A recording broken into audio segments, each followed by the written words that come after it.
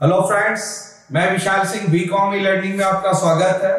आज principle of management के next chapter important topic function of the business management, process of the business management. किसी भी व्यवसाय को चलाने के लिए आपको planning, organisation, staff, motivation, communication, control and coordination, other चीजों की आवश्यकता होती है। इन स्टेप के विषय में इस चैप्टर में आपको बताई जाएगी। फर्स्ट है मैनेजरियल फंक्शन। मैनेजरियल फंक्शन को आप एक टाइप में देख सकते हैं। ये बिजनेस का planning, organisation, staffing, direction, leader, motivation, communication, control and coordination के विषय में बताई जाती है। फर्स्ट आपको बताई गई है प्लानिंग।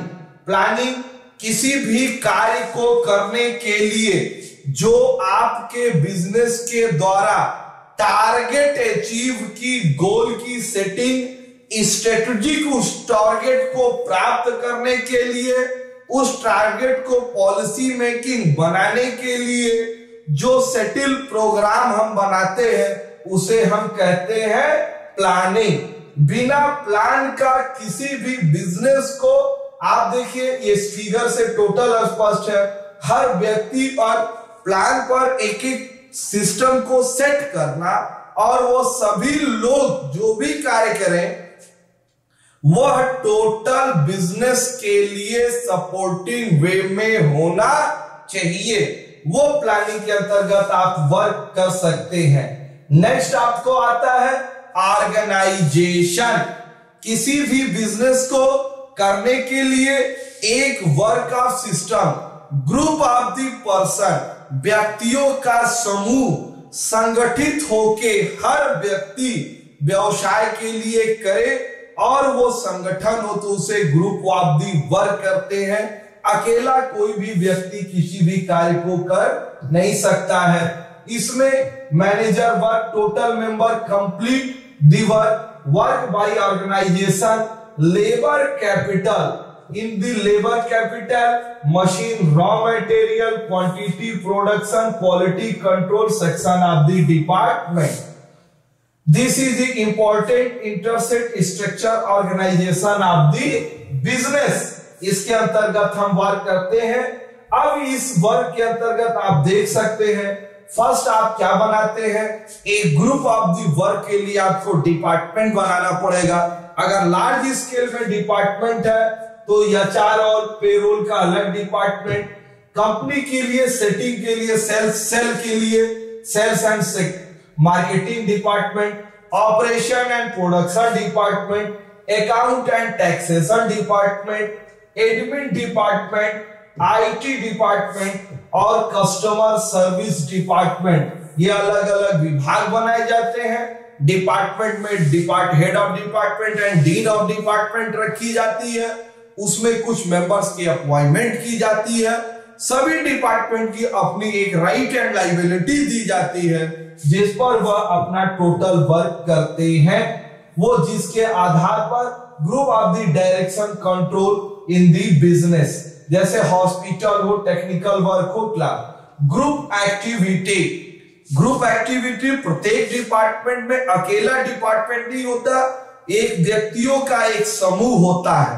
तो उस टोटल एक्टिविटी को हम एक साथ व एक ही फ्रेमवर्क में काम करते हैं।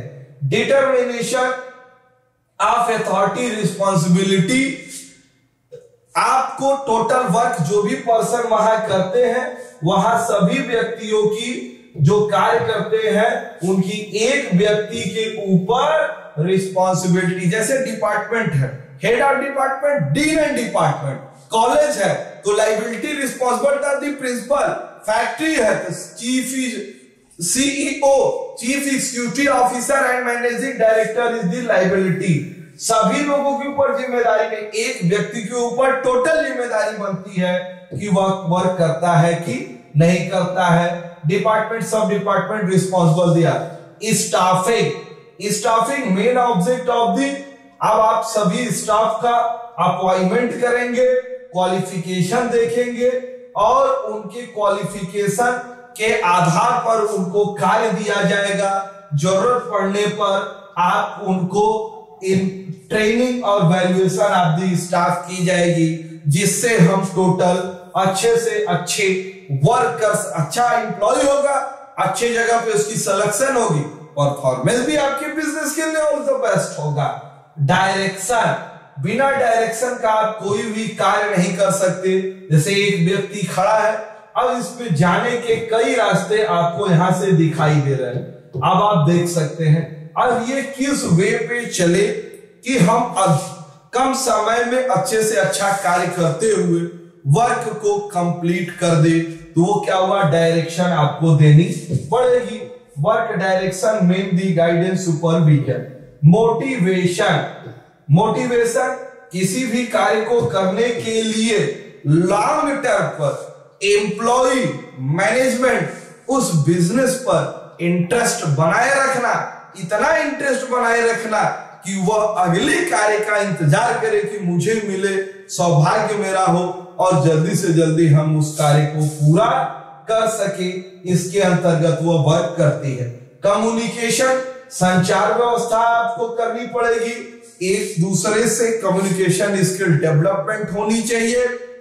ये आज के आधुनिक दौर में मोबाइल है, अब तो कम्युनिकेशन पूछना, ये सोशल मीडिया भी एक कम्युनिकेशन का माध्यम हो गई हो। सभी व्यक्ति को सभी सूचनाएं, वो कम्युनिकेशन फॉर्मल और इनफॉर्मल डायरेक्ट भी हो सकती है, जन समूह को भी दी जा सकती है। नेक्स्ट आप आ गया control, control of the business. Business जो भी आप चलाइए उस पर आपका नियंत्रण होना चाहिए, जिससे वो कौन से वर्क में कार्य कर रहा है नहीं।